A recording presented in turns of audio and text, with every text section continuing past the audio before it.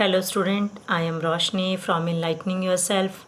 Students, now we are discussing some important MCQs. These MCQs are of chapter 2, 8th class. Okay, so chapter is second, that is microorganisms. That is microorganisms. क्या है बेटा microorganisms? Friend and foe. Friend and foe. This chapter is of chapter 2 class, that is 8th class. Okay, now students, we will discuss some important one word or you can say 1 marks question answer. So students, these are not MCQs, these are short answer question. So first question is, students, name the microorganism, name the group in which microorganisms are broadly classified. मैंने ये chapter जब explain किया था, that time also students I have explained you that in some books it is written 4 groups and in some it is written 5. Okay, so जहाँ पे आपको 4 groups में होगा तो 4 ऑप्शन मिलेंगे, 5 ग्रुप्स में होगा तो 5 ऑप्शन मिलेंगे. तो 4 और 5 MCQs में होगा, या तो आपको 4 मिलेगा या वहाँ पे 5. ओके, दोनों 4 और 5 इकट्ठे नहीं होगा. बट अकॉर्डिंग टू NCERT अगर हम मूव करें तो NCERT ने इसको 4 ग्रुप्स में लिया है. 5th group that is called virus, इसको इन्होंने क्या रखा है बेटा, सेपरेट रखा है. Okay, so micro organisms are broadly classified into 4 groups, that is bacteria, fungi, protozoa and algae. अब वायरस इज सेपरेट. अगर पूछ ले वायरस को सेपरेट क्यों रखा गया है, because virus comes in the boundary, एक ऐसी बाउंड्री पे आता है जहाँ पे इसको लिविंग और नॉन लिविंग दोनों के कॉन्सेप्ट पे इसको हम रख सकते हैं. इन सब के कैरेक्टरिस्टिक्स लिविंग शो करते हैं, बट इसके कुछ कैरेक्टरिस्टिक्स शो करते हैं that it is non living, and some characteristics are like that it is a living organism. Okay, so proper all characteristics में शो नहीं करते, but here all this organism shows the characteristics of living organisms. Now the next question is, students, that name the type of microorganisms. Here it is given that the name. So what is written here, students? Okay, what is here? Name the type of micro that is smaller than bacteria. देखो bacteria से भी छोटा है microorganism. What is the name of that microorganism? That is virus. Virus is very very smaller than bacteria. Next question is question number 3. Write the name of bacteria that help in the formation of curd. That help in the formation of curd. So what is that name of the bacteria? So the name of the bacteria is lactobacillus. Which bacteria beta? Lactobacillus. Exam में अगर पूछ ले lactobacillus is what? It is a type of bacteria. Okay, what is its used? It is used in the formation of curd. सभी में हो गया. Next question is, write a use of yeast. Yeast का हम कहाँ use करते हैं? Yeast is use in the production of number 1 alcohol, जिसको हम मेडिसिन में भी यूज़ करते हैं. It is use in wine, beer and you can say the other beverages also. So here we are using this yeast. Now the next question is, student, question number 5th. What is the 5th question? That what question 5th is, थोड़ा सा इसको expand कर लिया मैंने, इसको छोटा करते हैं बेटा. Okay, so what is written here that, एक minute. Okay, now what is written here, students, that what are pathogens. तो पैथोजेंस क्या होते हैं? Disease causing micro organisms are called pathogens. Disease causing microorganisms को हम क्या बोलते हैं? Pathogens. What we call, student, this disease causing microorganism, these are called pathogens. Next is, write the name of the pathogens. Pathogens other name हो क्या हो सकता है? Pathogens, they are also called germs. इनको हम क्या कह सकते हैं, स्टूडेंट्स? जर्म्स. पैथोजेंस को क्या कह सकते हैं हम? They are called also known as harmful micro organisms are called pathogens, and pathogens are also called germs. What is the next question? Next question is that okay. Next question is student define food preservation. Food preservation क्या होता है? देखो, food preservation क्या है student? एक method है किसको preserve करने का, फूड को प्रिजर्व करने का. अब फूड को हम क्यों प्रिजर्व करते हैं? ताकि ये माइक्रोब्स है ये इसको स्पॉइल ना करें. ओके, फूड प्रिजर्वेशन क्या है? एक मेथड है. कौन सा मेथड हो गया बेटा? फूड को प्रिजर्व करने का, फूड को स्पॉयल होने से बचाने के लिए हम एक मेथड यूज़ करते हैं, that is called food preservation. So food preservation is the method of preserving food from being spoiled bye micro organisms. जैसे हमने उसको उसके अंदर, फूड के अंदर, जैसे मान लो चिप्स है और पैकेट्स, ठीक है, चिप्स के पैकेट्स के अंदर क्या होता है बेटा? नाइट्रोजन गैस फिल कर देते हैं. कौन सी गैस फिल कर दी हमने? नाइट्रोजन गैस को. चिप्स के पैकेट के अंदर नाइट्रोजन, देखा आपने चिप्स का पैकेट फुला हुआ सा मिलता है ना? तो उसके अंदर कौन सी गैस फिल होती है? That is nitrogen gas. ताकि वो उसके अंदर जो चिप्स है उसके ऊपर जो ऑयल लगा हुआ है, ऑयल से कोई चीज़ रिएक्ट ना करे और वो फूड क्या ना हो? स्पॉइल. फूड स्पॉइल को हम बोलते हैं रैंसिडिटी. फूड अगर स्पॉइल हो जाए दैट इज़ कॉल्ड रैंसिडिटी. क्या बोलते हैं उसको हम? रैंसिडिटी. मीन्स अब हमें पता कैसे चलेगा कि ये फूड स्पॉइल हो गया? अगर इसके टेस्ट, कलर फूड का और स्मेल चेंज हो जाए, ठीक है, फाउल स्मेल, जैसे गंदी से स्मेल, टेस्ट, इसका टेस्ट चेंज हो जाए, कलर, उसका कलर थोड़ा सा आपको फूड का चेंज दिखा दे, then you can say that food is spoil और you can say it is rancidity. What is the next one, student? Next is write the names of two antibiotics. See, antibiotics के नाम क्या है? Two antibiotics, streptomycin, erythromycin. So these are what? These are the names of antibiotics. Next is who discovered the vaccine for smallpox? That is Edward Jenner.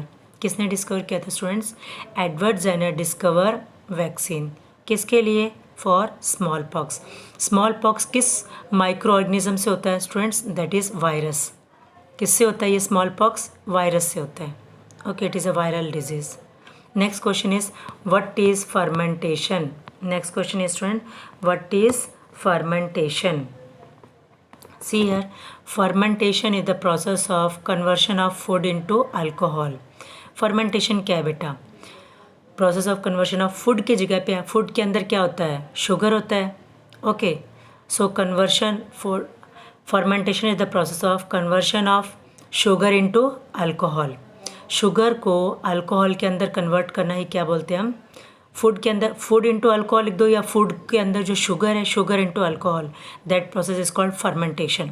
जैसे wine, beer, alcohol, ये सब किस तरीके से हम प्रिपेयर करते हैं? That is by using fermentation process. Next is define refrigeration. आपने देखा होगा, आपको कहते हो कि हमने चलो फ्रिज के अंदर रख दिया सामान या रेफ्रिजरेटर के अंदर रख दिया, अब वो ख़राब नहीं होगा. So what is refrigeration? The storing food products at the room temperature of 0 degree से. देखो, रेफ्रिजरेटर और फ्रीज कर मतलब फ्रीजिंग दोनों डिफरेंट है बेटा. ओके, अगर आपने टेम्परेचर 0 से 5 डिग्री सेल्सियस के बीच में, फ्रीज का टेम्परेचर क्या है? आपने रेफ्रिजरेटर का टेम्परेचर जो आप फूड को रखते हो तो उसको नॉर्मल भाषा में कहते हैं कि ये हमारा फ्रीज है. ओके, तो उसके अंदर अगर टेम्परेचर 0 से 5 डिग्री सेल्सियस के बीच में टेम्परेचर स्टोर कर अगर रखते हो तो उसको हम बोलते हैं refrigeration. Storing of food products at temperature this. Okay, that is called refrigeration. Freezing का मैं आगे टॉपिक भी आएगा तब भी आपको बता देते. That is near about -18 degree Celsius, that is called freezing. Okay, so this is called refrigeration. Next is what is vaccine. देखो बेटा, वैक्सीन किसे कहते हैं? सो ये substance which is used in the production of immunity. क्या बताया students? ये substance, कोई भी एक सब्सटेंस है जिसको हम यूज़ करते हैं प्रोडक्शन ऑफ इम्यूनिटी. ओके हमारी बॉडी का इम्यूनिटी सिस्टम बढ़ाने के लिए हमने एक सब्सटेंस का यूज़ किया, ठीक है। उससे इम्यूनिटी फॉर वेरियस डिजीज़, अलग अलग डिजीज़ से, मान लो ट्यूबरक्लोसिस से हो गया, हमारी इम्यूनिटी सिस्टम रहे स्ट्रॉन्ग, टीबी से, देन हमें चिकन पॉक्स ना हो, ओके, पोलियो ना हो, तो इन सभी डिजीज़ से, कोई भी और भी बहुत सारे डिजीज़ है, ठीक है। Then you can say this cholera, TB, chicken pox, small pox, okay, small pox ना हो, तो ऐसे बहुत सारे डिजीज़ होते हैं। उन वेरियस डिजीज़ से हमारे बॉडी में क्या रहे बेटा, कि हम इन बॉडी से लड़ने में सक्षम रहे, हमारी बॉडी इन ऑर्गेनिजम्स, ये डिजीज़ जिन माइक्रो ऑर्गेनिज़म से हो रहे हैं, वो माइक्रो ऑर्गेनिज़म के साथ वो लड़ सके और फिर वो हमारी बॉडी में वो डिजीज़ ना हो। उनको बढ़ाने के लिए, वो ना बढ़े, मतलब उन इम्यूनिटी सिस्टम बढ़ाने के लिए हमारी बॉडी में क्या लगता है, वैक्सीन, ठीक है। तो ये जो small pox, tuberculosis, chicken pox, polio, ऐसी बहुत सारे डिजीज़ हैं। इन डिजीज़ से, ये डिजीज़ किससे होंगे, माइक्रो ऑर्गेनिजम्स। सो ये माइक्रो ऑर्गेनिजम्स से लड़ने के लिए हमें क्या है, हमारी बॉडी में एक इम्यूनिटी सिस्टम बढ़ाना होगा। अब इम्यूनिटी सिस्टम कैसे बढ़ाएंगे, ये एक आर्टिफिशियल तरीके से इंजेक्ट की जाती है हमारी बॉडी में, उसको हम बोलते हैं वैक्सीन, ओके। तो substance which is used in the production of immunity, कोई ऐसा सब्सटेंस का नाम हो गया वैक्सीन, जो कि इम्यूनिटी प्रोडक्शन में हमारी हेल्प करता है अगेंस्ट वेरियस डिजीज़, इन डिजीज़ के प्रति, okay, in the living body. तो लिविंग बॉडी के अंदर अगर अलग अलग डिजीज़ से लड़ने के लिए हमारी बॉडी में अगर हमारा इम्यूनिटी सिस्टम बढ़ जाए, तो उसे हम क्या, किसी सब्सटेंस से, तो सब्सटेंस को हम क्या कहेंगे, vaccine. What we call that substance student, vaccine. Now next is, what is the next question student, that is question number 13th, okay. Question number 13 is, name two human beings, no, human disease caused by virus, virus से होने वाले two disease, that is measles and polio. So ये किससे होते हैं बेटा, अभी मैंने आपको बताया था, smallpox also, smallpox, chickenpox, polio, measles, then hepatitis. तो ये किससे डिजीज़ है, all are viral, HIV, okay, AIDS, these are cause by the disease virus. So कौन कौन से हो गए, AIDS, then hepatitis, then you can say smallpox, chickenpox, ये सब किससे डिजीज़ है, ये डिजीज़ है बेटा because of the virus. Next question is, name 3 common plant disease. देखो बेटा, what is the question ask, name 3 common plant disease. So rust of wheat, citrus canker और विल्ट। इसमें क्या है, रस्ट ऑफ व्हीट में आप देखोगे कि गेहूं के जो ऊपर जिसमें दाने से लगते हैं वो ब्लैक ब्लैक सी हो जाती है वहाँ पे, rust of wheat. Citrus canker में ज़्यादातर आप देखोगे सिट्रस फ्रूट्स पे, जैसे ऑरेंज, लेमन, इनके ऊपर रेड और ब्राउन कलर के ऐसे धब्बे से हो जाते हैं, ओके। और विल्ट जैसे टमाटो है, चिलीज़ है, इनके पत्ते जो है ना अजीब तरह से मुड़ के और झड़ने लग जाते हैं और इनके ऊपर अलग से निशान से हो जाते हैं। So that is called disease. So these are all disease caused by these are all the disease which disease better, not animals, these are disease of plants. so wheat के ऊपर हो सिट्रस कैंकर या wilt, ये सारे plant disease हैं। Next is, name the micro organisms which help in nitrogen fixation. तो nitrogen fixation में जो हेल्प करता है नाइट्रोजन को फिक्स करने में, ओके, सॉइल के अंदर नाइट्रोजन को फिक्स करने में, which microorganism is helpful बेटा, what is the name of that microorganism, that is called bacteria, that is called student bacteria. तो what is the name of that bacteria, rhizobium. And algae also, blue green algae, okay. So एक तो क्या नाम है बेटा, जो nitrogen fixation में help करता है microorganism, that is called bacteria. What is the name of this bacteria, rhizobium. And algae name is blue green algae, okay. Next question is, name a disease cause by food poisoning. Food poisoning से कोई disease होता है बेटा, what is the name of the disease, name of the disease is botulism, ठीक है। Food poisoning से एक disease होता है जिसमें बोलते हैं बॉटुलिज्म। इसमें क्या होता है, फूड पॉइजनिंग के जो नॉर्मल सिम्टम्स है that is pain in the stomach और you can say vomiting, okay, headache, these are some symptoms, or loose motions also. Now what is the question number 17? So 17th question is, what is the difference between refrigeration and freezing? Okay, refrigeration and freezing में क्या difference है students? Refrigeration तो already we have done. So refrigeration means the storing of food is done at the temperature 0 degree, कितने temperature पे students, 0 degree Celsius से लेके 5 degree Celsius तक, ठीक है। 5 डिग्री सेल्सियस से 0 डिग्री से 5 डिग्री सेल्सियस के बीच का जो टेम्परेचर होगा दैट इज़ कॉल्ड रेफ्रिजरेशन।